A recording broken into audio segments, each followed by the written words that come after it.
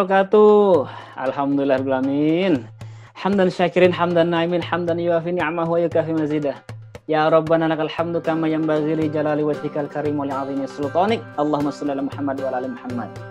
Sobat hits sekalian, dimanapun adanya hari ini, juga teman-teman yang menyaksikan tayangan kita hari ini, tetap bersama kami, jumpa kembali bersama saya Najmi dalam program Nunggu Beduk. Seperti biasa, dalam program ini kita akan bicara sesuatu yang bermanfaat, sharing, dan juga mendengar sapaan, pertanyaan daripada Sobat Hits sekalian. Dan hari ini, sama-sama kita akan dengarkan satu pertanyaan yang mudah-mudahan mewakili perasaan kita semuanya ya. Coba kita dengarkan, semoga bermanfaat ya. Bismillahirrahmanirrahim. Assalamualaikum Ustadz Najmi, aku Robi. Ustadz, pengen nanya nih Ustadz. Sebenarnya kan Pak Jokowi juga sudah mengingatkan kita untuk tidak mudik gitu ya, sudah dilarang lah begitu. Nah buat mereka jutaan orang yang kangen sama keluarga di kampung, pengen mudik, nyolong cara. Sebenarnya dalam Islam, kalau misalkan suasananya seperti ini, sedang mencekam, pandemi seperti ini, hukumnya apa sih Pak Ustadz? Soalnya memang keluargaku masih ada yang pengen mudik juga Pak Ustadz, bahaya ini. Monggo Pak Ustadz, makasih banyak. Assalamualaikum. Alhamdulillah, waalaikumsalam Bang Robi. Keren, dahsyat. Karena ini pasti teman-teman juga merasakan hal yang sama kan. Gimana ceritanya sih Lebaran gak mudik gitu kan? Gimana ceritanya sih Lebaran gak ketemu sama orang tua? Wah ini pasti masalah deh. Apalagi kita yang memang silaturahim dengan orang tuanya rutinnya setahun sekali. Hanya di bulan apa? Di bulan Syawal itulah kesempatannya. Liburnya juga panjang biasanya di perusahaan itu kan. Nah, cuman era sekarang ini kan wabah COVID-19 atau Corona ini kan sedang menyebar di mana-mana.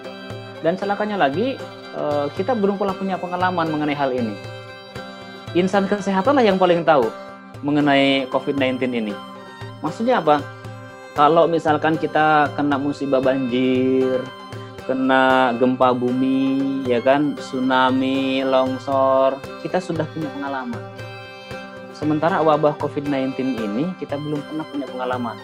Dan yang paling bisa memberikan pemahaman adalah siapa? Orang-orang kesehatan, insan kesehatan.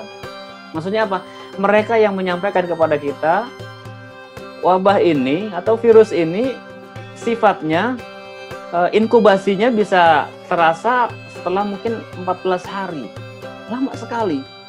Udah gitu, boleh jadi kalau antibodi kita, tubuh kita kuat, dia nempel di badan kita, tapi nggak menyerang apa-apa, karena kitanya sehat. Bahkan dia bisa mati sendiri. Nah, ini kan jadi pertanyaan. Kita ini bawa virus apa enggak?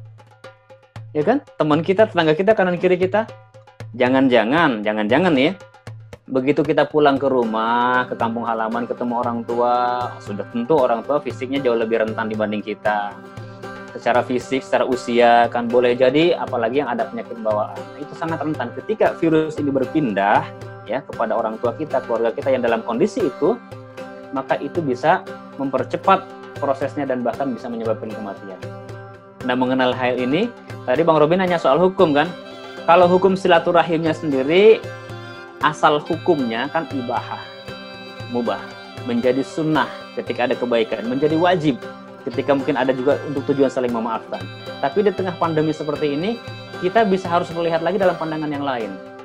Karena dulu di masa Rasulullah Muhammad SAW ada, mungkin teman-teman pernah mendengar kisah hijrahnya Nabi Muhammad ke kota Yasrib. Kota Yasrib itu juga dulu dikenal sebagai kota yang berpenyakit. Cuman ada dalam keterangan termasuk Qila wa Qala disampaikan oleh para ustaz kita di Mekah dan Madinah, disampaikan bahwa Nabi berdoa kepada Allah dipindahkan penyakit dari Yasrib ke sebuah kota yang dinamakan Juhfah. Karena apa? Permohonan Nabi, doa Nabi itu sifatnya wujubun lil ijabah, wajib diijabah, itu Nabi. Berkembang terus panjang sampai pada era sahabat. Era sahabat Umar pernah terjadi, ia akan masuk ke sebuah wilayah mendapatkan kabar di tempat tersebut sedang terjadi wabah yang luar biasa mematikan. Umar bertahan, berdiam dan mengajak pasukannya atau mengajak rombongan untuk kembali ke tanah kota Madinah. Ada sebagian sahabat yang bertanya, "Wahai imamku, wahai panglima, bukankah kematian adalah takdir Allah Subhanahu wa taala? Mengapa kita tidak masuk saja? Kan hidup dan mati Allah yang menentukan." Umar cuma menjawab, memang kematian ada takdir Allah, hidup pun takdir Allah. kita tidak menghindari takdir, hanya berpindah dari satu takdir ke takdir yang lain. Nah, artinya apa? Dengan kondisi seperti ini, ulama-ulama kita saja sudah mengeluarkan fatwa ya, fatwa MUI ada nomor 14 tahun 2020 tentang proses pelaksanaan ibadah Ramadan di masa COVID-19 ini. Ada terjadi pembatasan sosial skala besar, ya kan, PSBB. Nah, ini mengindikasikan kepada kita semuanya untuk diharapkan yang di kota yang sudah mungkin wabahnya itu dalam konteks zona merah, jangan berpindah kepada zona hijau. Karena ini bisa membawa virus ini kepada zona hijau. Nah, yang sehat di zona hijau jangan juga mau berpergian kepada zona merah. Jadi bertahan di zona masing-masing. Kita ikhtiar masing-masing di zonanya. Nah, mengenai hal ini juga ada satu kaidah fikih yang boleh kita ambil sebagai pegangan. Apa kaidah fikihnya? Darul mafasid muqaddamun ala jalbil masalih. Meninggalkan kemudaratan itu lebih utama daripada mengambil manfaat.